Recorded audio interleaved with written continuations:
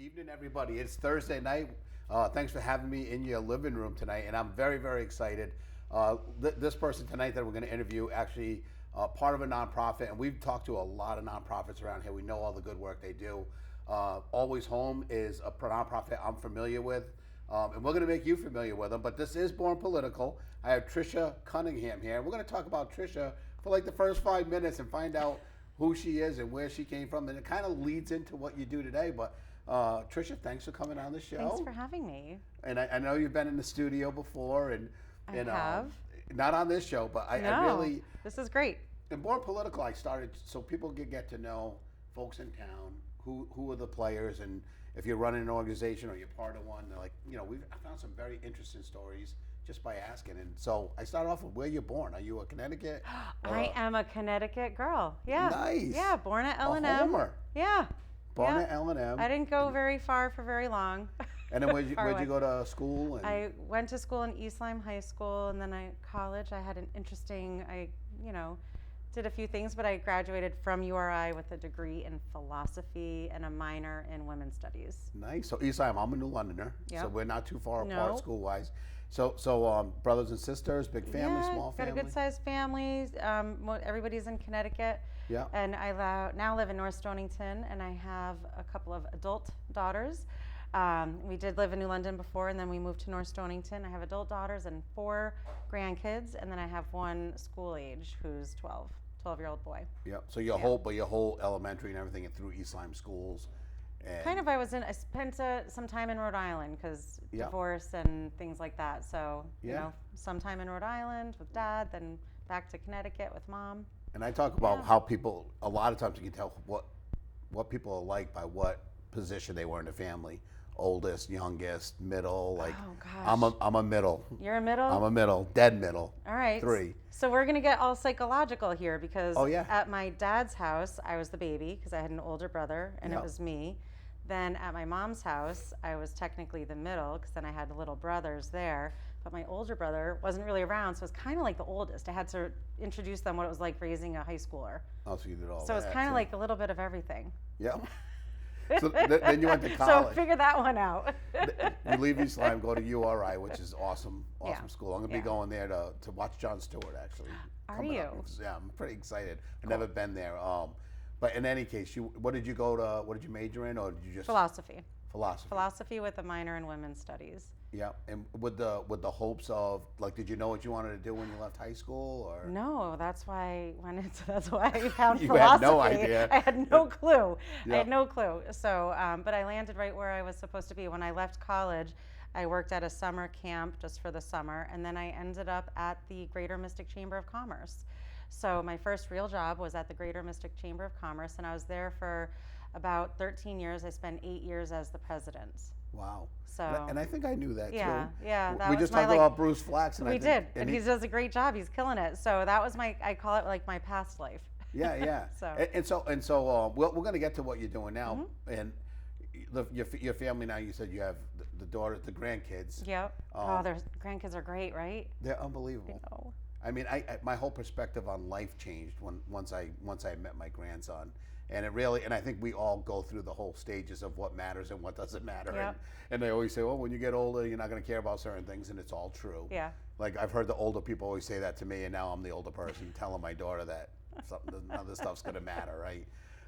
So you've done all that, and then you ended up so your first job was at the Mystic Chamber. It really was, yeah. And then did you go directly from the Mystic Chamber to what you're doing now? No, I spent some time over at Fairview doing fundraising and development. And then I felt, during COVID, COVID was an interesting time for all of us, Changed right? everybody. So had a lot of time to be introspective and think about where I wanted to go and what I really wanted to do with my energy and my time, thinking about what's important to us, right?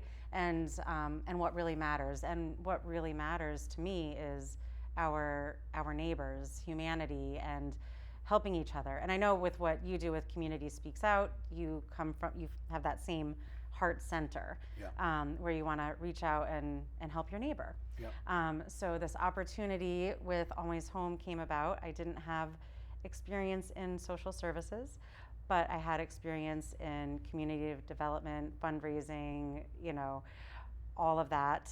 So I jumped full in to this whole new world. And you probably always have done that, right? It sounds like, yeah. Chamber of Commerce and being the president, you're going to be involved and jump in with things. So, yeah. So Always Home, did they have a position open, or did you start? Yeah, so when the executive director was retiring, I took the opportunity to interview for this position, and I was lucky to receive it, and I've been there for 4 years now. Wow. Yeah. And so to me, when you leave a position of Chamber of Commerce, it is far different, even though they're all connected and interwoven. I think a lot of the folks that you probably dealt with in the chamber happen to end up being donors of. I still see everybody, It's you the know. same Well, and group. also, guess what? I'll explain this, but Always Home, when I get into Always Home, our offices are located in Mystic. Union Baptist Church founded our agency over 25 years ago and offers donated office space to us in a separate building. So it's like being back home. So my office is actually right in Mystic, but that being said, we serve all of Eastern Connecticut. And you say, I didn't seek out the nonprofit. The nonprofits was seeking me in certain ways. I mean, my son got involved with addiction. That kind of brought us in. I always coached baseball and basketball, and so we were always involved, and it was the fun involved. And then when we got into the heavy part of nonprofit, where you're helping people who don't have the ability at that time to help themselves, or can, but just need that extra little push. Just need an extra hands up, and someone to listen to them, someone to encourage them, and someone to believe in them. And that's why I tell people that say, that, especially after COVID, and even now, I think a lot of folks have high anxiety. The world's a little different, a little crazy. And they say, how do you keep smiling, do what you're doing? Is get yourself involved. Yeah. Like the group that you have, we deal with addiction. We have a lot of folks that come and help because they've been through it. But if the homeless part, I'm sure you have alumni that you've helped that will become some part of it. At least that's what happens. I know in our group, and I know it typically happens. Yeah, it definitely can happen. And we're all stretched so thin. We are also, right? So it's amazing how all of us have a lot of competing things, competing for our attention. We do. But it's great when we can get people that want to give back or get involved or volunteer for one of our fundraising events. Love that. Yeah. And then we're definitely gonna make sure when you guys are done, you are gonna know who Always Home is and how to contact them. But we're gonna go over some of the numbers. What people don't know, I think if you haven't experienced homelessness yourself and you live in the Mystic area, you probably think that we're doing pretty good, right? Because you drive by and most folks judge homelessness on how many people they saw walking that look homeless. Right. But homelessness doesn't look like what people think it looks like. It could be anywhere, right? It could be anywhere. And what we do, a little bit about our work, our goal is to prevent homelessness. So we work with families with minor children in their custody throughout Eastern Connecticut.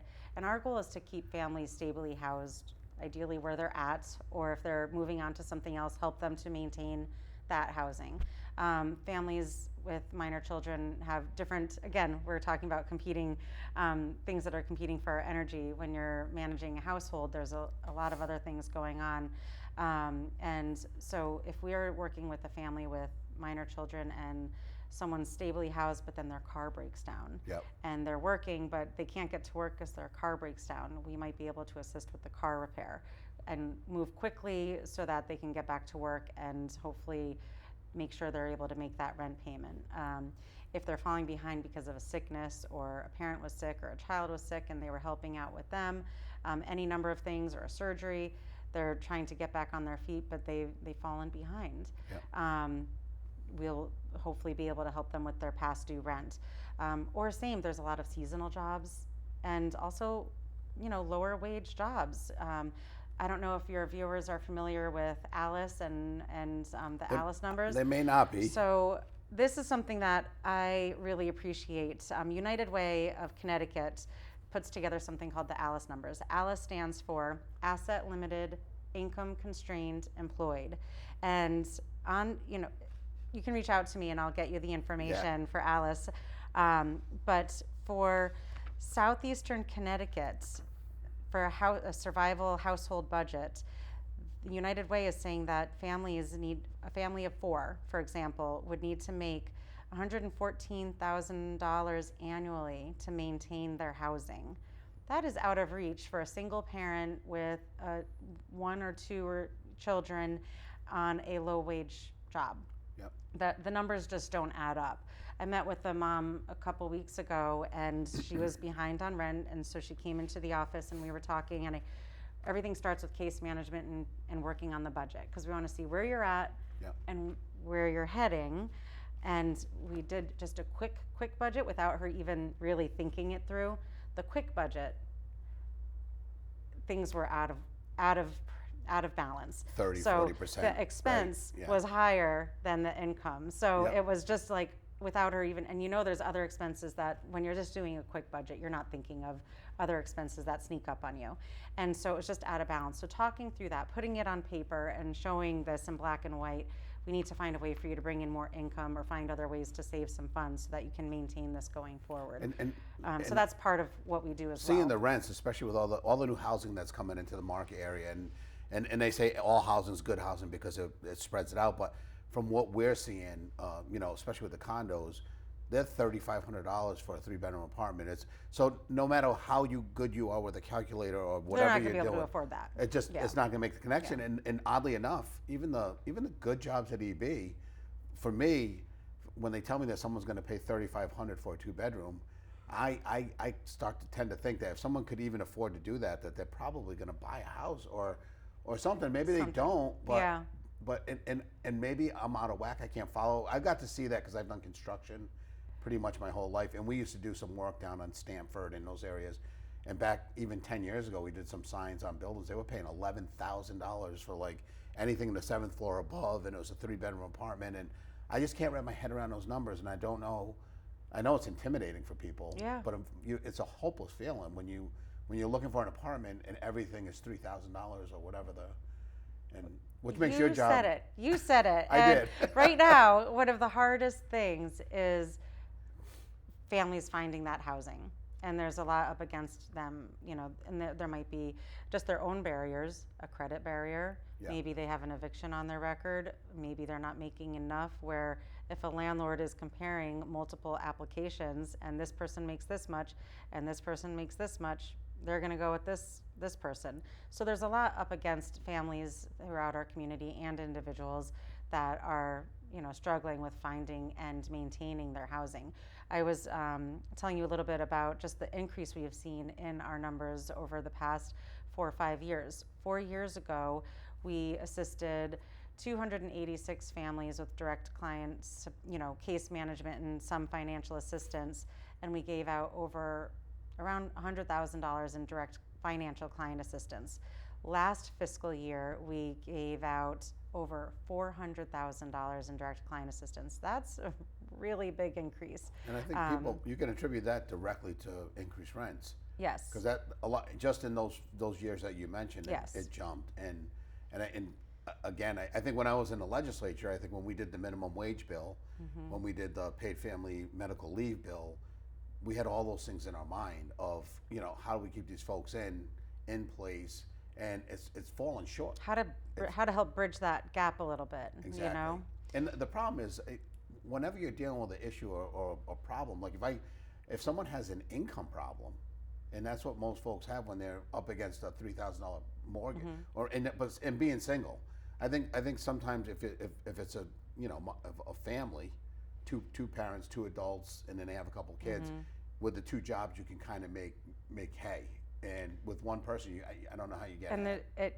And that's most of our families that we work with are single head of households. Yeah.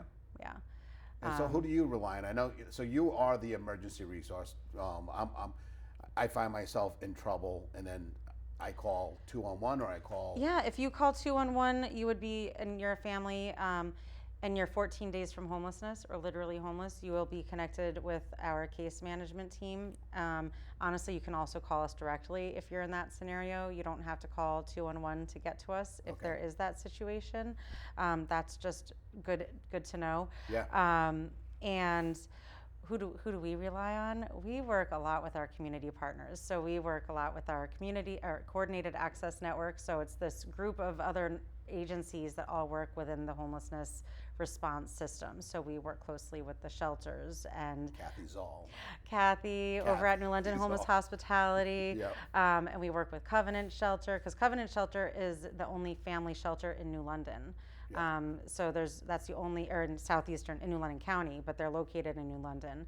And that's the only family shelter in New London County. There's another one in Willimantic and another one in Danielson, but that's the only one. So it's limited shelter space. So that's why the other part of our work is shelter diversion. And that's what's so important, because there's not enough shelter space, and there gets to be a wait list because there isn't space. So a lot of it's problem solving, figuring out what resources you have available, doing that household budget, and we can assist with the budget, and so that you know what you can afford while you start to look for your apartment. And I'm on the DECD, so when I was on the council, it's always been, how many more houses do we need? How many more housing? And what I kept coming across was, well, what was our population? And we're 40,000 now, and we were 40,000 in 1980, and there's a lot more. And I know it's two people living in a home all by themselves. Yes. And I'm like, is there a possible solve to this? And I know it's scary, and people have this pit in their stomach thinking about a stranger living in their house. My wife and I actually have two folks that we're friends with from Bowling that sold their house and missed it because it was too big, and we're going to transition, and stayed with us. It's been 4 years. Yeah, I always had a roommate. I always had a roommate until I got married, right? So I never. Has that been considered? Obviously, you guys consider that. It is different when you have children, right? So that is always another dynamic. I think for individuals, that is, sometimes there's a lot of families that are doubled up, or they're living with other family members, and whether it becomes short-term or long-term, that depends on how well that goes when they're I think living of like together. the two birds, one stone problem, where we have elderly folks that are living by themselves in a 2,000 square foot home by themselves. And I know everyone has this fear, but I really think that the connection that they would get. Yeah. And I don't know how you actually put that together, because everyone's afraid of everything now. That's up to the individual, right? It really to decide is. if they want to open up their doors that way. And some people have. Case in point. Some people do that. And a lot of our families that we're working with, while they're in transition, they are living with family members. Yeah. They're living with parents, brothers, sisters, or sometimes they try to live with a family member, but there's too many. They can't because of the lease arrangement. Yeah. So they can't stay. So that's something that becomes a problem as well. It's always been. For me, when they moved in, it was supposed to be temporary. And it's absolutely been wonderful. He was a gardener, and he wanted to do a garden. And all of a sudden, I have this big garden. I was not going to ever do a garden. It's not going to happen for me. And we help each other do little things, and it's just been, to me, an experience that really kind of opened my eyes, and it gave me a different perspective on what homelessness and even this is a number. Being a legislator, I always do these big numbers though. We have 600,000 homeless people in our country, and we have 760 square feet of heated, air-conditioned space where people can live in this country. And if all those 600 people weren't homeless, it only takes 10 square foot off of each person's average of what they have. So each person, there's some people that have 8, 9, 10 homes. There's people that, but when you take covered square footage, and we're building more square footage, and I'm starting to wonder, is the problem that we don't have enough housing, or is the problem that we're not? I grew up with 8, 9 people. Our social structure and how, as a community, it's just a lot of that's changed. And I don't know. And when we're talking about what you're doing, if someone's in a dire situation, it's going to be hard to hook them up maybe with someone else, or maybe they weren't getting along with their family. Well, there's a lot of variables too. Kids are in school, and do they want to try to stay in their school system? And so you think about that too. So if I have a kiddo that's been in Groton schools for the past 5 years, and then I fall into a situation and the kiddo's in 6th grade, I want to do everything I can to try to keep that kiddo in Groton, and that narrows my solution as well. So that's another barrier, because I'm trying to stay in this area. So that's something that we come across as well. Have you ever come across someone where it's oh my God, we came in and helped them out, and they needed 100? But is it always a big number, or is there sometimes where you're helping people out, and it's like here's one. So we just got, and it's on my phone, and I apologize, but we just got this email just the other day. This was really sweet from a family that we helped. I'm just going to read it. I reached out to Marlon from Always Home because I was struggling to pay for summer camp for my daughter. I was so thankful that Always Home was able to help me pay for the high cost of camp this year. If I did not receive this financial assistance, it was going to be extremely difficult to make it to work. I can't stress enough how grateful I felt that I received this help. How grateful I felt when I received this help. Always Home is committed to helping families like myself. I'm incredibly thankful and happy for organizations like yours. That just meant the world to us. But that summer camp, to her, there's different variables. That was a smaller number compared to when we might have to really help with a big car repair or a security deposit. So there are variations, and there's no story is the same, and no solution is the same, no outcome is the same. So our case management team has to be very creative as well, and come up with different creative problem-solving solutions in their conversations with their clients. What percentage of people do you think where a car is the issue? Because we know transportation is huge, but because if your car, I've known people like, okay, my car broke down, and they put them in a tailspin because the dominoes fall. So for example, last fiscal year we had 65 of our families were Wheels to Work, or our program is called Wheels to Work.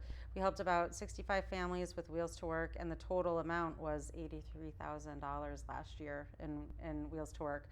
And that was a combination of car repairs or maybe at times gas cards for some individuals. So there was a different you guys, do you do like the whole Cars for Kids thing? Will you take a donation? Oh, you know what's so exciting? You know what we'll do? It's not the same as Car for Kids. Okay, yeah. But we will accept a vehicle that's in good condition. Good, yeah. We can put some funds into it. We'll bring it to a mechanic, a local car dealer, have them look through it and give us a kind of a safety check and tell us what really needs to be done to keep this car viable. Because we also want to give a car that will be good for the family to keep them stable for a little bit of time. So we will accept a vehicle, and then we can fix it up and give it to a family that would benefit from it. How awesome is that? It's pretty awesome. So the last car we had, we were able to hook up with a single dad. He had a towing company, but didn't have a car. So his towing company was elsewhere, and a lot of times the vehicles, other things were hooked up to it, like boats were attached, or you know. And so he couldn't use that for just regular things, or at times he would be away with his towing company, and there would need to be a car at the house for another family member to use to be able to bring transport the child. So to different programs and things like that. So it's something that really changed how they were able to operate in that single household. It is the little things. We run, obviously Community Speaks Out, and we all do the same kind of work in a lot of different ways. Yeah. And a lot of times it's the little things. And I say little, but the $175 to live in that place for another week, to give you the bridge, to just get you there. And what we notice is a lot of people, once they see that someone else is there to help, like society, someone there cares.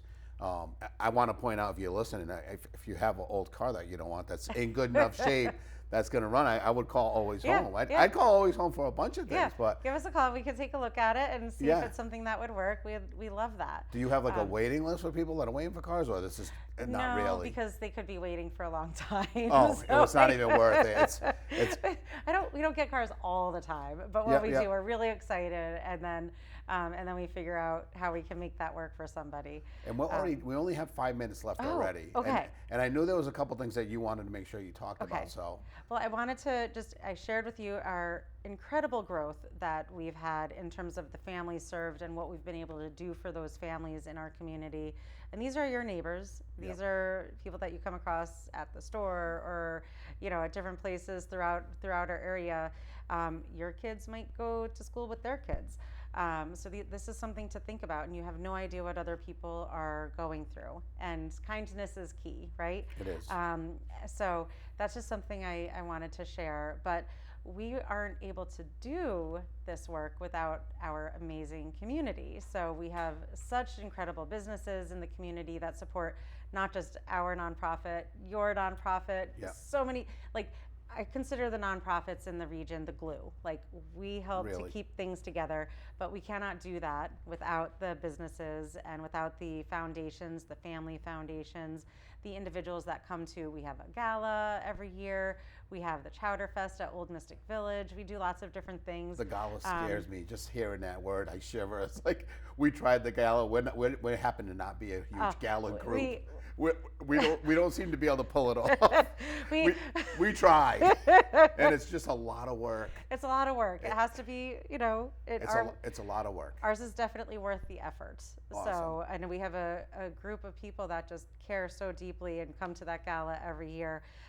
Also, since this is airing live, I will mention this weekend is the Old Mystic Village has their Garlic Festival. Yes. And so proceeds from the Garlic Festival, they'll offer that to Always Home. So that's awesome. So things like that. So different hosted events, sometimes like a dine and donate.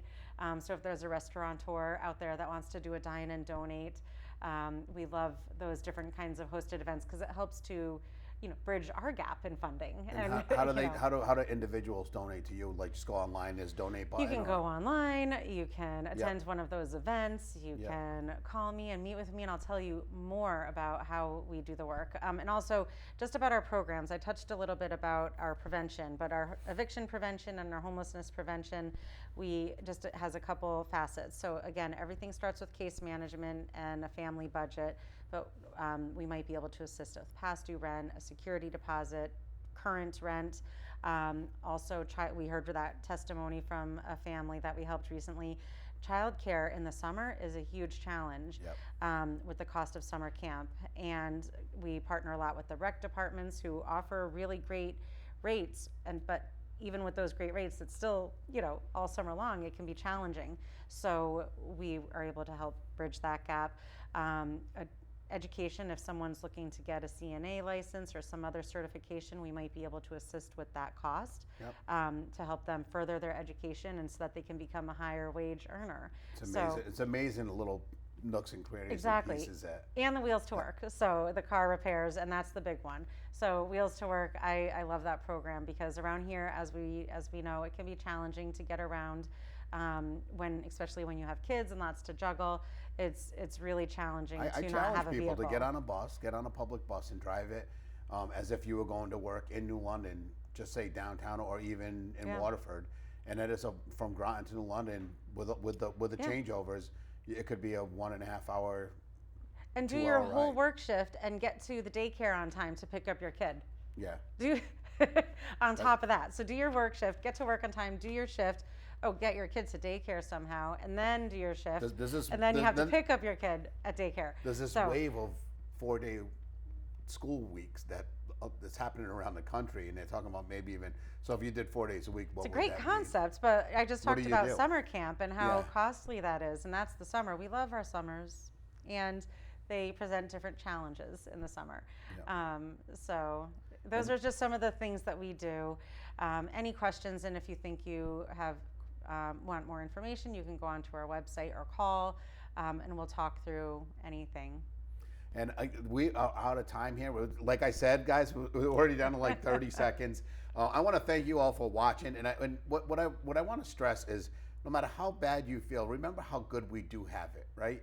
And if you have the ability to jump in a car or help or donate time or donate money or a car, anything that you want to give, giving your time is really what makes you feel good.